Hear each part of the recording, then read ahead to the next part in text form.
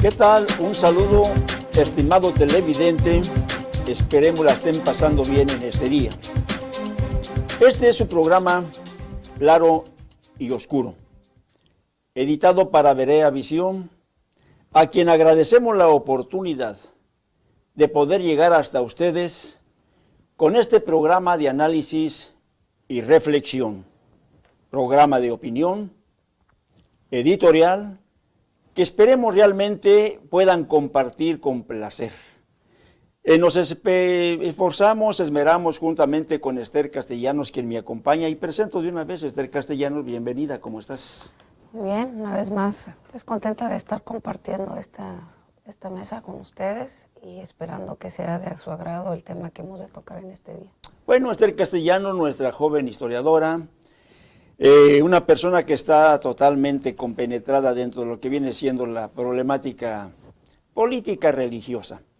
En esta ocasión queremos tocar un tema que quizás para algunos de ustedes, estimados televidentes, pudiera parecer un poco fuerte, un poco áspero, pero podemos garantizarles que lo hacemos desde luego de buena fe. No es el hecho de arrojar la piedra en un tejado ajeno, ni mucho menos, sino simplemente la reflexión, el análisis de lo que son las cosas dentro de la investigación, y el tema es el negocio de la fe. En la celebración de la deidad más importante del mundo religioso, se me permite ser castellano, damos la introducción para que tengan ellos una idea de qué se trata, ¿no? Aquí en Occidente se repite la historia del mercantilismo de las diversas culturas paganas, en donde los excesos fueron más allá de lo racional, y en esto me gustaría compartir desde el castellano en un punto de vista en lo que se expone en la apertura del programa. Muchas veces se impusieron danzas, fuego para exigir una divina respuesta, hablamos históricamente y bíblicamente, lo que se da, flagelando incluso sus propios cuerpos en la esperanza de ser escuchados. Creo yo que debes tener presente aquel pasaje que se da, digamos, cuando hubo por ahí una competencia, ¿no? Parecía una competencia en donde los hombres llamados siervos de Dios, profetas, se enfrentan, digamos, con otros falsos, digamos, profetas, sacerdotes, y hay como una confrontación entre ellos, en donde incluso flagelaron sus cuerpos. Así es, hace usted referencia a los profetas de Baal, ¿verdad? Efectivamente. Que se encuentra esto en el libro de los Reyes. Sí. Parece que es el capítulo, Primera de Reyes, capítulo 18, si mal no recuerdo, en los que el profeta, pues de alguna manera los reta, precisamente Fue un reto. Fue un reto porque estaba viviendo el pueblo de Israel unos momentos, vamos a decirlo así, de apostasía, porque ellos habiendo recibido un mandamiento, el segundo, de acuerdo a la ley, donde no tenía que hacerse ninguna imagen, nada, semejanza de lo que hubiera, de acuerdo a la ley, nada que fuera una imagen de lo que estuviera en el cielo, en la tierra, es decir, no dejó margen a nada. Y parece que el pueblo, por la influencia de los demás pueblos circunvecinos, le fue muy fácil absorber todo ese tipo de costumbres, sus prácticas, en las cuestiones religiosas, y abandonaron lo que ellos originalmente practicaban por absorber estos nuevos cultos. Entonces, ante esto, el profeta pues, les hace un reclamo. Y en esta confrontación que se da, que la diría uno pues en gran desventaja, porque era solamente uno contra 450, obvio que no hubo respuesta por parte del dios Baal, que era el que estaba de moda en ese tiempo. Por el que se rasgaban incluso. Se rasgaban y es curioso porque parece ser una constante en muchos de estos ritos que hasta el día de hoy nosotros vemos que sobreviven aún en el llamado cristianismo, en los practicantes, más específicamente en los grupos católicos, en el grupo católico, donde dice que ellos al invocar a su Dios, pues se pusieron a danzar, como hoy lo vemos, danzando, y llegó al extremo de hasta que dice el relato bíblico de que se sajaban las pieles, es decir, se hacían alguna incisión, heridas en la piel, para de alguna manera recibir respuesta, ¿no? Recibir una respuesta, recibir el favor de su Dios, de lo cual pues no hubo respuesta. En eso exactamente nos vamos un poquito a encaminar, ¿no? La esperanza cerrábamos nosotros de ser de alguna forma escuchados, pero estamos hablando, en el caso por ejemplo de los Baales, de rituales, dioses fallidos, porque eran inanimados. Y se repite la historia, digamos, dentro de lo que viene siendo las mitologías, la griega, la egipcia, en Asia, la mesopotámica incluso. Y en América Latina, pues es parte de ello, ¿no? Hablamos de un fervor idolátrico religioso que tiene un antes y después de Cristo. Pero empieza, digamos, a proliferar, digamos, curiosamente, encuadrada dentro de un común denominador de gloria y poder. Y parece ser que por allá en el libro de sabiduría se relata sobre una mujer que no quería que la memoria de su hijo pasara al olvido y manda hacer un altar, un atrio para su muchacho, y empezó, digamos, a obligar a todos a que les rindieran un culto de adoración, ¿no? Estamos hablando de una constante que empieza, digamos, a repetirse casi en todas las culturas paganas. Bien, otros a lo mejor por mercadería, a lo mejor por ignorancia, puede ser por fanatismo, y algunos otros por imposición. Sí. Viene a mi memoria, por ejemplo, el caso de Saulo de Tarso, ¿no? Que se enfrenta, digamos, con una diosa muy conocida en toda Asia, y llamada Diana, de los y que de alguna forma, por decir, había ya se despierta una lucha por unas palabras que menciona Pablo, habiendo llegado, digamos, a uno de los templos de la diosa Diana, y les dice que con toda claridad, no son dioses los que se hacen con las manos. Las que se hacen con las manos, le dijo Saulo, digamos, a estas gentes, pero brota enseguida, digamos, uno de los grandes líderes, que era un comerciante, que era uno de los encargados, vamos a decir, de los comerciantes de los artesanos. De los artesanos, y se da un conflicto, de tal forma que le levanta, por decir así, Pero curiosamente pueblo, ¿no? No es un conflicto que se dé por cuestiones de ideologías o por cuestiones religiosas, sino porque dice en el relato bíblico, en el libro de los Hechos, que cuando llega a esta ciudad y ve la ciudad se enardece al ver la ciudad entregada a la idolatría. Y en una de las predicaciones les dice, ¿verdad? Como dándoles para que entendiesen que no son dioses aquellos que se hacen con las manos. Entonces, es incongruente que aquello que yo crea sea más poderoso que yo si yo lo creo. Entonces, no hubo una respuesta de decir, pues vamos a ver los argumentos teológicos o a la luz de la razón. La razón que él les dio a los artesanos, dice, porque este es nuestro gran negocio. Se puede venir a la ruina. Y lo declara de una manera y parece cínica, ser, ¿no? Pues, si oye cínica, pues la verdad. No era el móvil, aunque empieza el discurso diciendo, miren, el gran culto de nuestra diosa conocida y que su imagen vino desde otro lugar y aquí se nos apareció. Y que de hecho el templo de Diana de los Efesios era considerado una de las maravillas del mundo antiguo. Entonces no era algo insignificante el culto, la veneración que se rendía a esta imagen. Trascendía las fronteras de Éfeso, definitivamente. Pero a él no le preocupaba la cuestión religiosa, le preocupaba la cuestión económica, porque dice, nuestro gran negocio se está yendo, se va a ir hacia abajo. Se va a ir hacia abajo. Le importaron más las ganancias. Definitivo. Que el fervor religioso. No había ahí. Fíjate lo curioso, Esther Castellanos, lo curioso. Es que este tipo, vamos a decir, de prácticas, sean, digamos, de la mitología, vuelvo a repetir, sean reinventadas, o sea, simplemente porque aparecieron, porque actualmente, por decir así, es una historia que se repite, ¿no? Que apareció, por ejemplo, en el mármol del metro, digamos, una imagen y automáticamente se le trata, digamos, de colocar, digamos, un altar, ¿no? En un árbol, en una pared. Cuando va uno del aeropuerto, por ejemplo, para ir a la ciudad de Guadalajara, del puerto internacional, la ciudad de Guadalajara, abajo de un puente, en una pared, pues yo nunca le encontré cuadratura, ¿no? Pero hubo muchos que se la miraban y estaban ellos hablando ya, digamos, de que así había aparecido. Automáticamente pusieron un altar y lo que me llama la atención, por lo que estamos hablando, que a veces lo que interesa es el billete, ¿no?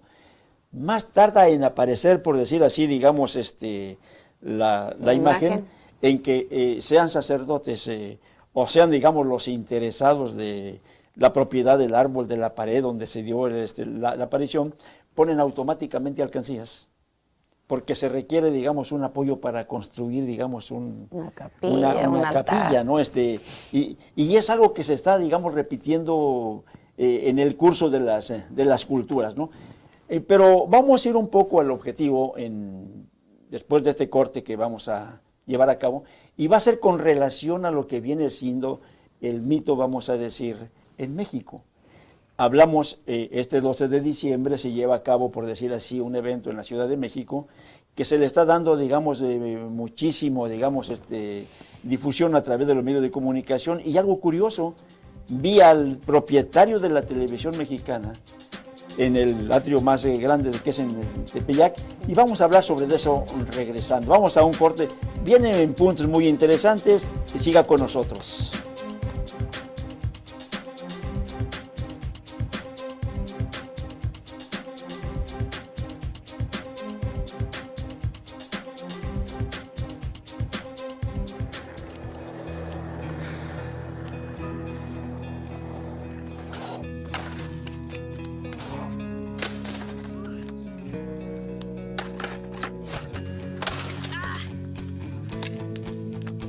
Aprender a brincar 6 escalones toma determinación.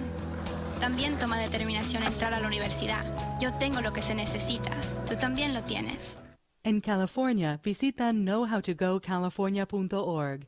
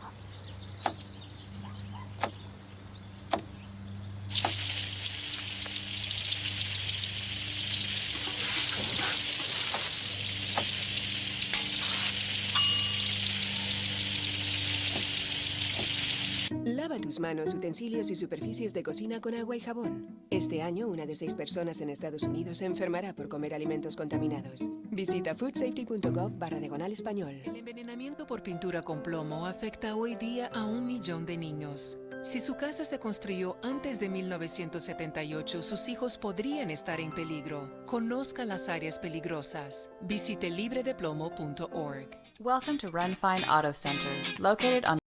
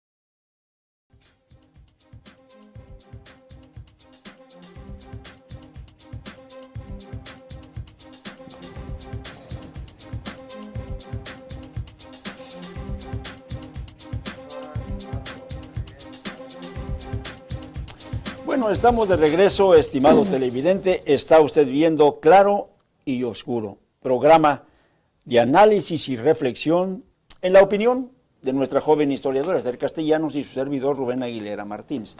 Nos quedamos con relación al mito mexicano. Tal y como se expuso, digamos, en el inicio del programa, la mercadería y la ambición del clero resurge juntamente, digamos, con la celebración este 12 de diciembre. Según Rodrigo Vera, uno de los periodistas de Proceso, en una investigación que realizó hace pues, ya algunos años, allá por el 2003, 2004, él habla sobre la venerada imagen de la Virgen de Guadalupe y dice, Esther Castellanos, ya no pertenece formalmente, dice él, a los mexicanos, puestos que la Basílica de la Guadalupe pues, la vendió en exclusividad a la empresa Biotran. Hablamos de un negocio que se hace entre el rector de la Basílica, digamos, y en este caso María Teresa Herrera, que fue la representante de México de esta transnacional, y ambas partes celebran un contrato por $12.5 millones el 31 de marzo del 2002. Esto fue en la Ciudad de México, ¿no? Estipulando dentro de ese contrato que la empresa podía comercializar todo, carteles, estampas, chamarras, encendedores, llaveros, incluso tarjetas telefónicas y todo lo que se le pudiera, digamos, ocurrir, ¿no? Hablamos de una lucha comercial en que hicimos unos programas, desde luego, para radio. Creo que los tienes muy presentes porque recibíamos muchas llamadas en ese entonces aquí en la ciudad de San Diego. Cuando brotó este problema, estábamos en radio en ese entonces, y pues no fue uno, fueron varios programas porque había mucha tela de dónde cortar con relación a este punto. Entonces, recordamos en aquel entonces que se da una lucha, digamos, encarnizada entre lo que era Guillermo Schulenberg, que había sido el rector. El rector en ese entonces del Centro Guadalupano del Abad. Y resulta que hizo una declaración él una ocasión en un periódico allá estando en Roma, en donde habló que era un mito, que no era una realidad, pero 6 años antes había hecho él esa declaración que quedó, digamos, totalmente en el olvido. Pasó desapercibida, no hubo quien hiciera, digamos, ninguna reflexión con relación a esa situación, hasta que 6 años después, cuando se viene ya el choque, vamos a decir, por la recuperación del centro vamos a llamarle la rica beta, vamos a decir, de oro del Tepeyac, se da, digamos, la lucha y se revive el problema que tuvo 6 años atrás en la declaración y empieza, digamos, una guerra entre ellos, que a final de cuentas lo despiden, queda fuera, digamos, como abad de la basílica. Y entonces salen a relucir todas las cuestiones personales que había en su vida. Que era un hombre que tenía, digamos, una colección de autos de lujo, hablamos antiguos y nuevos. Europeos. Y sale, digamos, que su vida de playboy era, digamos, totalmente de abundancia, campos de golf, los mejores centros recreativos en México. Estamos hablando de una vida totalmente... no de un siervo de Dios. Hablamos de un hombre que disfrutó realmente la riqueza que le estaba dando el atrio guadalupano. ¿Tienes memoria de eso? Claro que sí, porque esa, si mal no recuerdo, creo que fue en la revista Ixtus, era una de corte jesuita. Efectivamente. Años antes un tiempo antes había hecho se le hizo una entrevista y en ella dijo que Juan Diego, pues, sí, se le preguntó si era un dogma de fe. Cuando se habla de dogma es algo que se debe de creer, que la iglesia estipula de que debe de creerse. Sí. Y él dijo que no, que era más bien, Juan Diego venía haciendo cosa de un símbolo. Sí. Entonces, la pregunta de muchos fue, ¿cómo es posible que el propio abad, el responsable voy a utilizar la palabra, no porque lo sea, sino porque así es como se le conoce, que el responsable del santuario guadalupano, el centro religioso más importante de México y de América Latina, haya dicho que Juan Diego era un símbolo, cuando Juan Diego se supone que es el testigo principal de tal milagro. Y pues de ahí era la fuente de sus ganancias. Entonces, ante esto, cuando esta entrevista sale a la luz, que curiosamente pasó tiempo y nadie se quedaría solo en el olvido o allá en Europa la entrevista, pero curiosamente después empieza una lucha intestina en la que pues lo sacan a la luz. Hubo quienes quisieron que se volviera a reabrir el Tribunal de la Inquisición. Hubo quien propuso que hasta que se le quemara, que se le ahorcara, porque cómo había dicho semejante cosa, una barbaridad, de el símbolo. Una blasfemia. Una blasfemia, y dijo por allí el hoy arzobispo primado de México, Norberto Carrera, dijo él que pues era vamos a decir, el símbolo de la mexicanidad, porque él utilizó esa palabra. Fue la palabra, sí. Fue la palabra que él utilizó. ¿Cómo era posible que hablara así? Y hasta que salió fuera. Sí. Entonces, cuando ya deja ese trabajo, pues ya sabemos a quién se le fue. Se le fue a Norberto, al arzobispo. Sí. Se le queda la responsabilidad. Y lógico que pues después le sacaron de que porque era un racista, Schulenberg, que fue un hombre que en todos los años que fue a Baden... Le sacaron hasta lo de alemán, ¿verdad? Le sacaron porque era alemán, por eso no quería a los mexicanos, ni quería a la guadalupana. De ahí le sacaron que tenía colección de autos europeos, que pertenece a los clubes privados más importantes de México, exclusivos e importantes, que era muy aficionado a coleccionar marfil, que tenía casas en Cuernavaca y en la Ciudad de México, todo lo que él tenía, ¿verdad? Ahí empezaron a salir, y que pues había sido a causa de que tenía el control, pues, el control de las limosnas. Entonces todo fue por la cuestiones mercantiles, económica. A los años de que ya sale Schulenberg y que queda el arzobispo Norberto Rivera, Carrera Rivera, sale por ahí que este símbolo mexicano y todo, y resulta que no era exclusividad de los mexicanos. Salió peor el asunto. Salió peor el asunto porque la vendió la imagen. Permíteme presentar, por ejemplo, tenemos algunas revistas, estimado televidente, queremos compartirla. En la revista Cambio se habla, digamos, de lo que son los negocios de la fe. Esto es hablando exactamente sobre qué es lo que se da en muchas organizaciones, desde luego cristianas. Es una reflexión sobre cómo trabajan algunos grupos, incluso cristianos, porque este negocio de la fe, estimado televidente, no es exclusividad de la Iglesia romana. No estamos hablando nada más, digamos, de una situación comercial que se da a través de la fe en Roma. Muchas organizaciones cristianas, incluso hay algunas brasileñas que tienen mucha presencia, digamos, en la República Mexicana, en América Latina, y que se dedican exactamente, digamos, a lo que viene siendo todo lo relacionado a la vendimia de artículos, productos, incluso rosas sagradas, agua del río de por allá, digamos, de Jerusalén, incluso, bueno, hablamos del Jordán, hablamos de arena, digamos, de aquellos desiertos.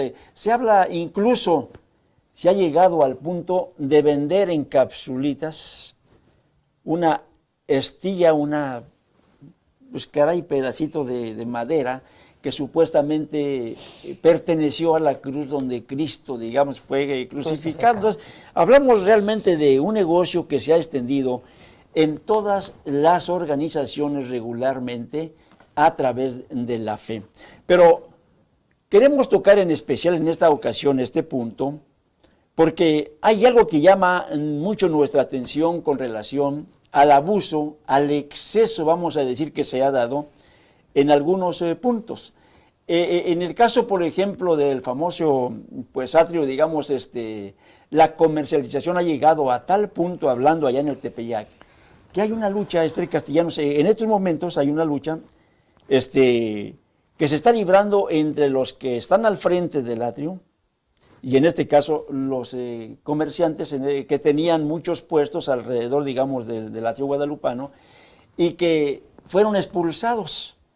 Que resulta que fueron más de 200 locatarios los que salen, digamos, expulsados de de sus lugares, porque se construyó un centro, vamos a decir, comercial muy especial, con el capital y lleno de nosotros. Un tanto estamos observando el amaciato que se da entre lo que viene siendo la ultraderecha, la gente del poder, la gente que maneja, vamos a decir, las cuestiones políticas, las cuestiones de comunicación, todos aquellos grandes empresarios que están dentro de lo que es la ultraderecha, asociados con la Iglesia romana, para hacer un negocio, vamos a decir, redondo en todos los aspectos, donde el menos beneficiado en este caso es el pueblo.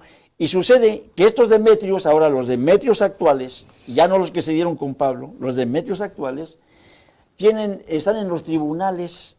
Hay una serie de demandas que no acaban todavía de terminar, porque al ser desalojados por la fuerza, hoy para recuperar sus espacios ya no les es posible. Entonces andan en los tribunales, tanto por un lado la Iglesia con sus representantes legales, como en el caso de los Demetrios, con sus líderes, luchando por recuperar, digamos, sus espacios. ¿Qué es lo que se da? Que la Iglesia simplemente no quiere repartir ya los espacios, tener el control de los espacios la Iglesia, para que el negocio sea mucho más, digamos, lucrativo, ¿no? Una situación que da mucho que pensar. Cuando regresemos, estimados televidentes, vamos a ir un poquito más al fondo sobre la opinión de algunos periodistas y vamos a tocar un punto muy importante sobre un comentario que hizo precisamente Armando Maya, un buen analista en ese aspecto, sobre lo que viene siendo el mito guadalupano. No le cambie, vienen cosas muy, muy interesantes.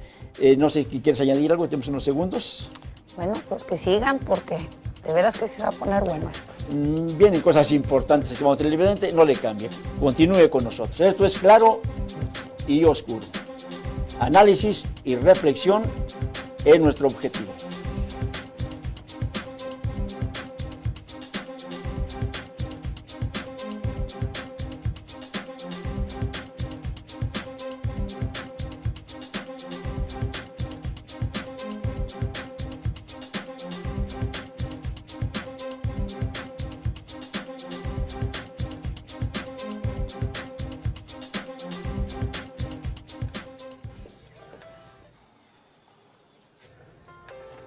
You believe this guy?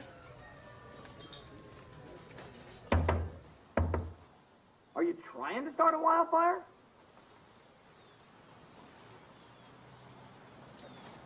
Sorry. Pass the honey? 9 out of 10 wildfires are caused by humans. Only you can prevent wildfires.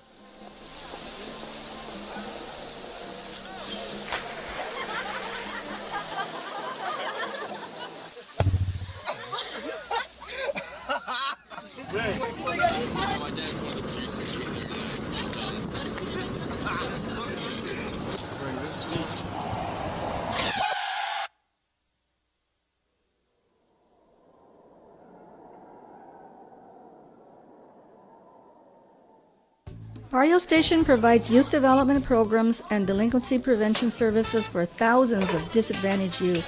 Intervention services help sustain public safety in schools and in communities. Your donations will help keep kids off the streets through computer lab, fitness, recreation, counseling, and leadership programs.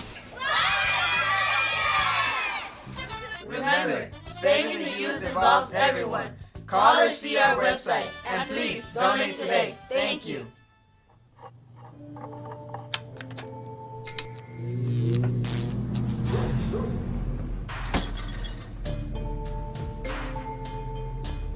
Traditional light bulbs actually generate 9 times more heat than light.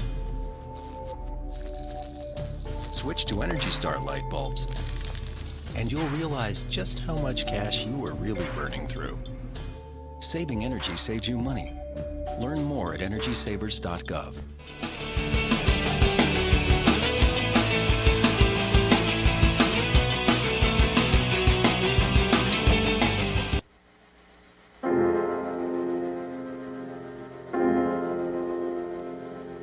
Nowhere in the corridors of pale green and gray, nowhere in the suburbs, in the cold light of day, there in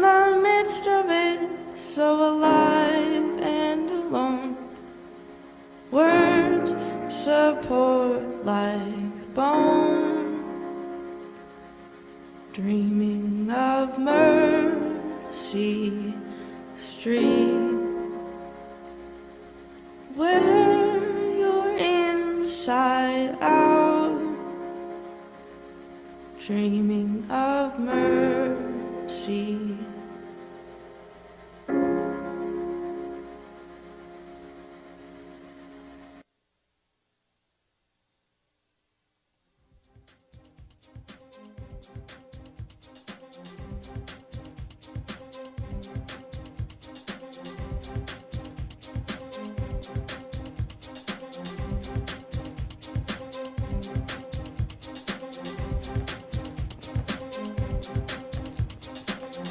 Bueno, estamos de regreso, estimado televidente.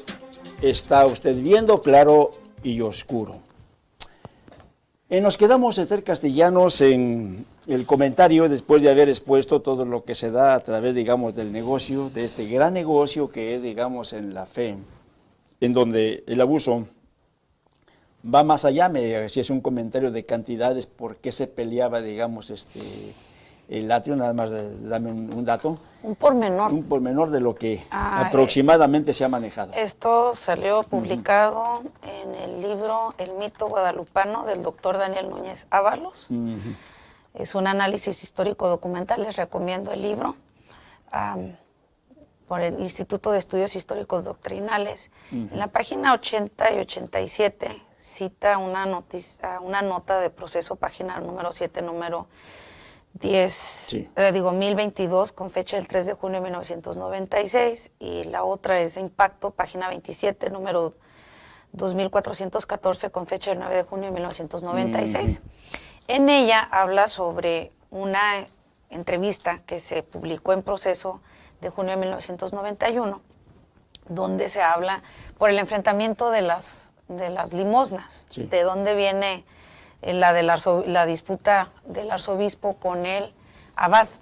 Dice, en entrevista publicada en la revista Proceso en junio de 1991, Schulenberg habla de los ingresos de la basílica en ese tiempo y dijo, cito textualmente, en los meses de octubre, noviembre y diciembre y enero, los ingresos son de alrededor de 1,000 millones de pesos mensuales. Son los meses buenos. Y 1,200 millones si es muy bueno el mes. En los meses regulares se sacarán, qué sé yo, 500 millones. No le preguntan, ¿las limosnas de la basílica pertenecen a la arquidiócesis? Contesta Schulenberg, no, citó textualmente, las limosnas de la basílica son de la basílica, no le tocan a nadie. Y dice aquí el autor, esta es precisamente la razón de la disputa que se mantenía en ese tiempo.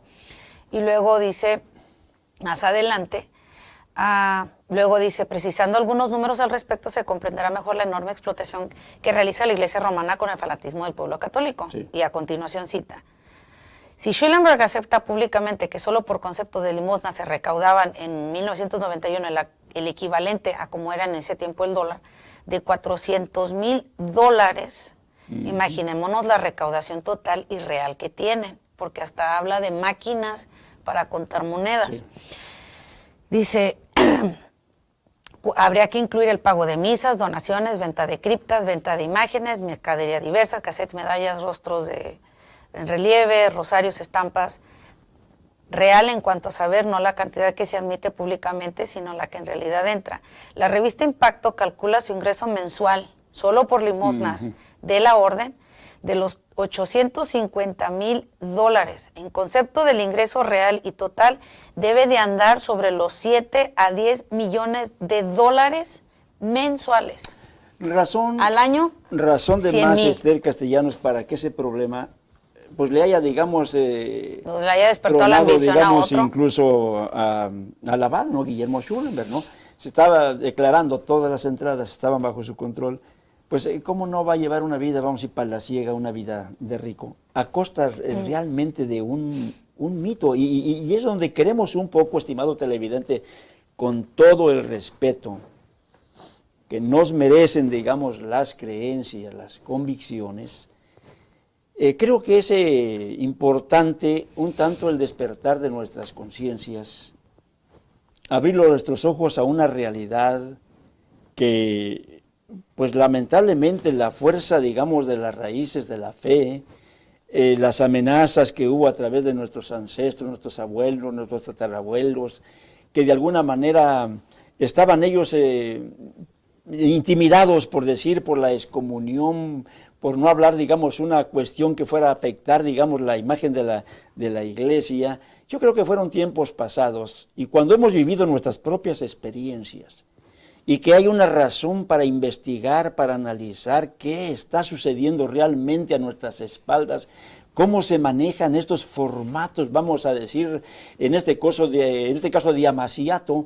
Miraba yo y te comentaba fuera de cámaras, con cierta, digamos, tristeza, ver, digamos, a un empresario de los más ricos en México, como es el dueño de la televisora de Televisa, en el atrio guadalupano, dando un sermón, digamos, a sus trabajadores, ¿no? De alguna forma en una peregrinación que hacen, en donde la fusión, vamos a decir, de los altos empresarios de México, Carlos Slim, en este caso Azcárraga, ¿qué pudiéramos decir? Las grandes empresas, consorcios que hay, digamos, en México, que fusionados en un solo, digamos, cuerpo, hoy están trabajando ambos para el control incluso de las conciencias de sus trabajadores, de aquellos, digamos, que están bajo su cuidado. Es algo realmente lamentable, estimado televidente, porque ¿qué se esconde atrás de todo esto? Vamos a poner, por ejemplo, en la revista Proceso, esta que estamos presentando, que viene siendo, en este caso, la número 1332, que se publicó exactamente el 12 de mayo de 2000. Aparece, digamos, la imagen, y en su portada dice: la guadalupana obra humana. Cuando se dan este tipo, digamos, de datos, desde luego se tiene que tener una buena, digamos, investigación, y esto es exactamente lo que nos dan, digamos, en ocasiones, pues los resultados. En el pensamiento o en la exposición que hace, digamos, Armando Maya en un momento dado sobre el mito guadalupano, él hace un comentario y dice: tras una minuciosa investigación, se puede demostrar con toda claridad que los primeros frailes arribaron a México, estos jamás evangelizaron a los indios. Catolicismo fue impuesto por aquellos de manera arbitraria, es el comentario en su editorial. La orden, dice, de proceder así, dice, venía de la alta cúpula clerical romana, interesada en una rápida evangelización, hace mención, sin importar la calidad de la misma. Frailes como Alfonso Herrera consideraban los métodos de conversión utilizados por la Iglesia Católica como heterodoxos, dice, pues afirmaban: a menos que los indios comprendieran las cosas de la fe, y a menos, dice, que pudieran de alguna forma ser bautizados, el sacramento en sí no significaba absolutamente nada. A pesar de la oposición de algunos religiosos, la imposición del catolicismo siguió adelante. La demolición arbitraria de teocalis, ídolos, se llevó a cabo durante largos años a lo ancho del Valle de México. Los frailes patrocinados por la espada intimidante, como invasores que eran, lograron de alguna manera en poco tiempo que la predicación pues se hubiera llevado lo que hubiera sido por siglos. Fue rápido. Relativamente. O sea, ¿qué tiempo, digamos, se lleva para poder llevar la convicción, digamos, a una persona en el Evangelio? Si lo vemos en los tiempos de Jesús, se habla, digamos, que pues la iglesia era muy reducida, a pesar de que trabajaron ellos incansablemente. Se habla primeramente de 120, después de 3000, y eran pocos realmente los que se habían convertido, digamos, al cristianismo. Pero estamos hablando de una palabra de persuasión, de convicción, de exposición, para poder, digamos, de alguna forma llevar a cabo esa formación de la iglesia. Para ellos fue fácil. Bueno, si uno ¿Tu ve, opinión cuál sería? Mire, si por ejemplo, amable televidente, hay en los diferentes episodios de la historia, de la conquista, que no tiene nada que ver con conquista, dijo en una ocasión un europeo, conocido de nosotros, que cuando hay conquista, pues se trata de alguna manera o de otra persuadir a la persona. Sí. Aquí fue una invasión total, definitivo, ¿no? Sí. Lo que pasó en México y en el resto de América Latina. Cuando vemos nosotros lo que llega a América, los primeros religiosos que mandaron, pues no era gente que de veras lo trajera el sentido de la religión, el sentido de la fe. Si vemos desde el documento que se llama el requerimiento, que se leía en latín, y que yo digo, si hubieran sabido nuestros antepasados lo que decían, así como los vieron llegar, los hubieran mandado de regreso a España con todas sus carabelas y todo lo que hubiera habido. No los dejan ni siquiera llegar a puerto, que habla precisamente sobre la imposición de esta doctrina a la que se tenían que someter. De otra manera, si no se sometían por la buena, tenían entonces que sufrir las consecuencias de que los hicieran esclavos, de que les mataran a sus hijos, así como, te lo digo quizás de manera, se oye muy cínica, pero eso es lo que dice el requerimiento. Sí. Mira, si no crees, tus hijos, sobre ti es la responsabilidad de que tus hijos, tus esposas, las mataré, las violaré, te haré esclavo, solo por no haberte sujetado al rey y no haber creído a la Santa Madre Iglesia Católica. Entonces imagínense qué tipo de evangelización recibieron nuestros antepasados. Luego tenemos un ejemplo que también en otro libro, que se llama La imposición del romanismo en México, del doctor Daniel Núñez Ábalos, y está documentado. Pedro de Gante, uno de los frailes más influyentes en México, que por cierto era miembro de la Casa Real, una de las casas reales de Europa, tenía un colegio, vamos a decir, una escuela importante en México de artes, pero ya llevaba 8 años evangelizando. Y evangelizando, después de 8 años de evangelizar, manda a pedir un libro que se llama Biblia. Curiosamente, si la Biblia es el objeto principal de donde venían las enseñanzas. La estructura, vamos a decir, del cristianismo. Sí, pues la historia del cristiano, hablando, si iban a hablar de Cristo, pues no iban a utilizar otro libro más que pues la Biblia, ¿no? Así es. O si iban a conocer, no como la triste célebre frase del hoy presidente de México, ¿verdad? Que nada más había leído hasta el Antiguo Testamento. O sea, a lo mejor pues ya no le tocó conocer de Jesús, ni de los apóstoles, ni de nadie más, ¿verdad? Sí. Pero hasta dónde leyó. Así también él dice, mando pedirles que encarecidamente me traigas un libro que se llama Biblia. Entonces quiere decir que en 8 años... ¿Qué se enseñó? ¿Qué le enseñó a los antepasados? ¿Cuál fue la evangelización? ¿Qué se les evangelizó? ¿Qué se les predicó? ¿Cómo se les predicó? Cuando la predicación de ellos consistía en ir a tirar, como usted decía, quemar ídolos, quemar templos. Así es. Y como dicen por ahí, pues la fe entró a tu corazón, pues sí, pues te iba a quemar la casa, te iba a cortar el cuello. ¿En qué forma, no? ¿En qué forma entró? Con el látigo. Entonces, sí, fue rápida relativamente, pero no dejaba de haber grupos que seguían en contra. ¿Por qué? Porque no fue una conversión. Fue una imposición. Y ante cualquier cosa que se nos imponga, siempre va a haber una rebeldía. Y de ahí fue donde se sacan de la manga, si me permiten, 1531, la aparición de la Virgen de Guadalupe, que pues ni mexicana es. Fíjate, me gustaría en lo que expone Maya, porque eso me hace interesante, ¿no? Cuenta la leyenda que en ese tiempo, cuando se llevaba a cabo la imposición del catolicismo en México, la Virgen de Guadalupe se apareció en diversas ocasiones al indio Juan Diego, ordenándole que fuera enseguida a la Ciudad de México, al palacio del obispo, a decirle que le edificara allí en el Cerro del Tepeyac un templo. El señor Zumárraga, que no creía el dicho del indio, pidió como prueba alguna señal. Cuando la Virgen se enteró del requerimiento del obispo, dijo a Juan Diego, sube a las cumbres del cerro y corta las rosas que allí hallarás, tráemelas, y todo esto según el testamento de Juan Martín y la relación de Valeriano. Hablamos de documentos que según algunos escritores son invenciones del clero católico para incrementar el culto precisamente a la Virgen de Guadalupe. No sé si por el tiempo pudiéramos nada más así en breve, antes de presentar lo que viene siendo el Juan Diego, la canonización del mito en esta revista precisamente de Proceso. Se presenta, digamos, al indio Juan Diego con el ayate, y dice claramente, ahora blanco dice y barbado dice, noble y rico.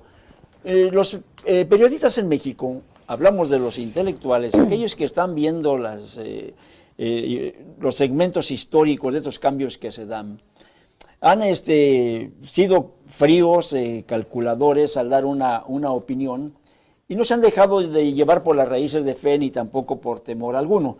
Claramente se habla sobre los cambios radicales que trata de hacer la Iglesia para fundamentar realmente lo que fue un mito.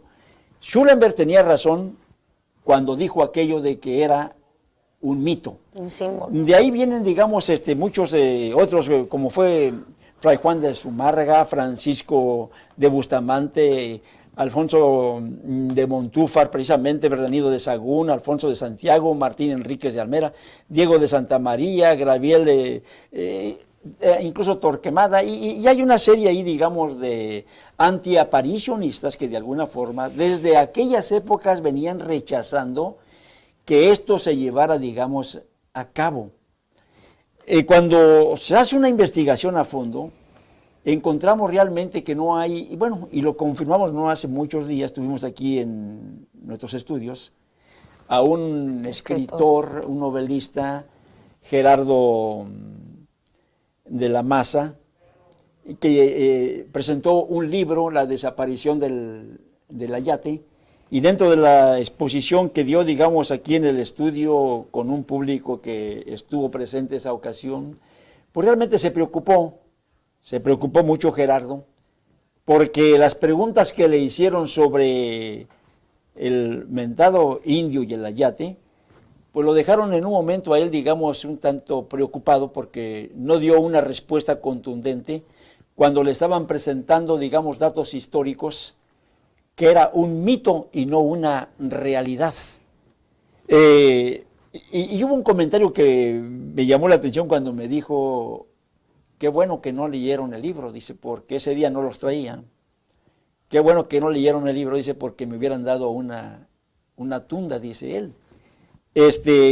Estamos hablando de que muchas de las ocasiones se escriben ríos de tinta, se escriben libros, novelas, en este caso, que no tienen ningún fundamento. Cuando regresemos hablamos nada más en breve ya para el último segmento, o continuamos, tenemos todavía un poco más de tiempo, ¿no?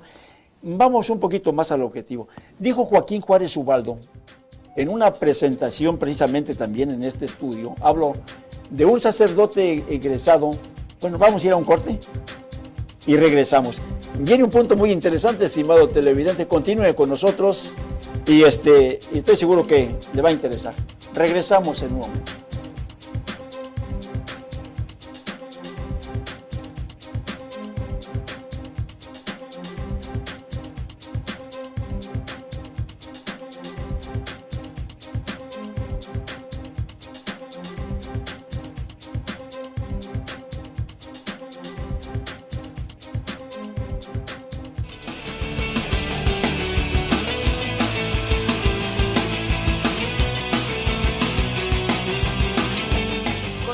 Destination vuela bonito y barato. Nuestros precios son los mejores, ofreciendo los destinos más deseables en México y Estados Unidos.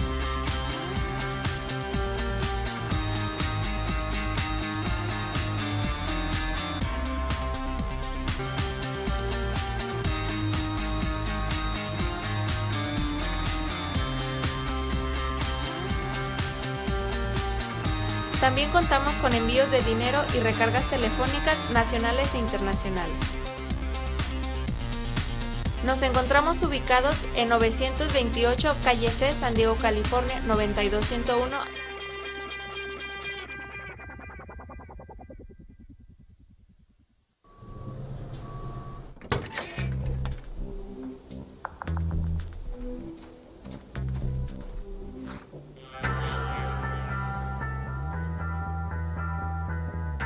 When you throw away money on wasted electricity, you're throwing away everything you could have bought with it. Saving energy saves you money. Learn more at EnergySavers.gov.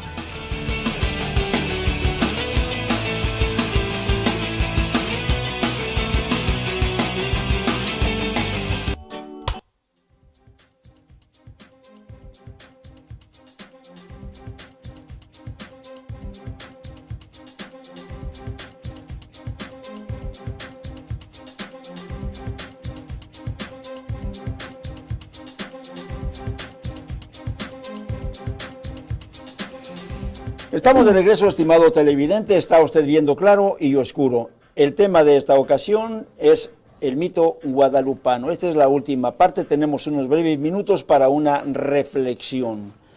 Joaquín Juárez Ubaldo, un sacerdote egresado del Seminario Mayor de México, enfrentó, y pues lo digo con mucha satisfacción, estuvo precisamente con nosotros en programas de radio, estuvo precisamente para un programa, digamos, televisado, y él hablaba con toda, digamos, confianza sobre cómo enfrentó a Juan Pablo II en una de sus visitas para decirle que no canonizara, digamos, a Juan Diego. Él sabía que al canonizar al indio, pues iban a hacer válida, digamos, lo que viene siendo el mito guadalupano. Dice, y si no hay indio, no hay guadalupana, decía él. Entonces, para él lo más importante era la canonización del indio. Todos los investigadores, periodistas, incluso de nuestra época, que han tenido valor, lo han declarado de una y de otra forma. Presentaba yo en esta revista lo que viene siendo, digamos, Juan Diego, y dice, ahora blanco y barbado, noble y rico. En esta otra revista, también de Proceso, dice, San Juan Diego, a los altares un hombre que no existió. Muchos periodistas e investigadores han ido al objetivo de que esto no debió haber sido, digamos, de alguna manera confirmado por Juan Pablo II, porque fue un mito y terminó como un mito. Lo que llama mi atención, Esther Castellano, y con esto cerramos, es cómo es posible que primeramente, cuando menos yo me acuerdo de chamaco, conocí, digamos, a un Juan Diego, pues caray, que tenía una barba como la mía, ¿no? Un rala, un pelo por acá, otro por allá, nada más, y de la noche a la mañana, cuando empieza a meter las manos ya en el atrio guadalupano, Norberto Rivera Carrera, oye, le encuentra hasta Principado, Esther Castellanos, dan su comentario en breve sobre esto, porque ya es casi lo último. En breve recuerdo porque algo que comentamos fuera del aire y dijo mi hermana, cuando vio cierto folleto que yo tenía, la imagen que se dio era de un nativo. La imagen actual, si se me permite. No, sí. La imagen antigua, sí. Actual, la actual, recuerdo que el comentario de ella fue, ¿y a qué horas le pusieron túnica a Hernán Cortés? A lo que mi respuesta fue, fíjate lo que dice acá abajo en el recuadro, este es el nuevo San Juan Diego. Si lo ve usted barbado, blanco, se parece más a uno de los conquistadores que a uno de nuestros antepasados. ¿Por qué se le cambió? Porque de otra manera no iba a venderse la imagen. No lo iban a encontrar. Inclusive hay testimonios donde Juan Pablo II dice indio macehual. El indio macehual era lo más bajo que había en el estrato social. Sí. Y curiosamente después ya es descendiente de Nezahualcóyotl, era noble, tenía varias esposas, tenía hasta un palacio y le cambiaron todo el perfil. Tuvieron que validar su existencia para que el milagro del Tepeyat lo hicieran también válido. Estimado televidente, con todo respeto, esta es una reflexión, esperamos la hayan compartido y pásenla bonito en compañías de su familia. Se termina el programa y pues nos despedimos de Castellanos. Nos esperamos en otra próxima emisión. Hasta la vista.